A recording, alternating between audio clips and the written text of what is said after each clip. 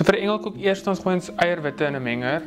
Die beste eiерwit om te gebruik vir so iets soos 'n meringue is eintlik eiерwitte wat so 2 of 3 dae oud is. Ons sout en kremmetart. Kremmetart help altyd om die meringue 'n bietjie meer volume te gee. Dat lekker skei maak. En dan op hoë spoed.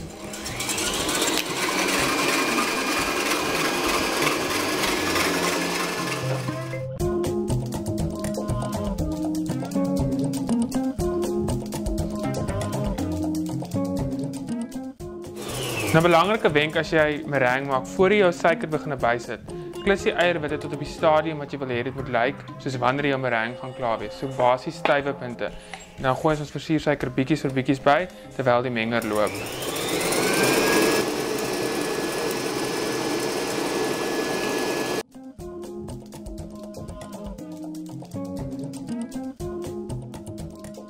Dan is ons menger af.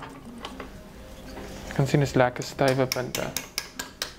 Nou wees versigtig, moet nou nie die mengsel te veel meng nog verder of oorwerk nie, want jy wil nie al daai wonderlike lig wat jy nou vasgevang het binne in die koek verloor nie. Onthou, dis 'n meringue koek, so daar gaan nie bakpoeier in met die koek gaan laat rys nie. Die eierwitte is wat dit laat rys. OK. Nou vat ons koekmeel. Ons gooi dit alles hierby. Gooi so een slag in, want hoe minder jy die mengsel gaan hanteer, hoe beter.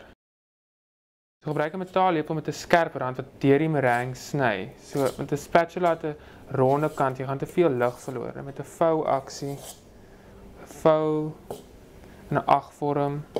Dan skep ons 'n derde van die mengsel een kant toe. Of nie eens 'n derde nie, so 2 eetlepels. Want hierdie gaan ons nou die kakao by inmeng wat die sjokolade in ons koek gaan wees. So sit daai een kant. Dan ons engelkoekpan. Nou is baie belangrik om 'n ongesmeerde pan te gebruik, want jy wil hê die koek moet vassit aan die pan, want dit gaan help dat hy lekker rys. So ons pan, dan ons mengsel, klein bietjie onderin.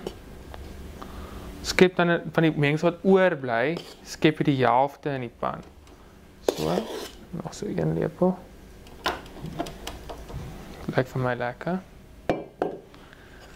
Smeer dit lekker.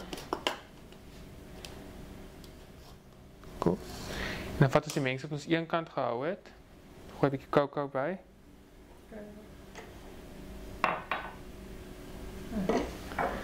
En dan meng ons dit net deur. Jy hoef dit nie heeltemal in te vou nie, jy wil net hê dit moet daai sjokolade smaak hê.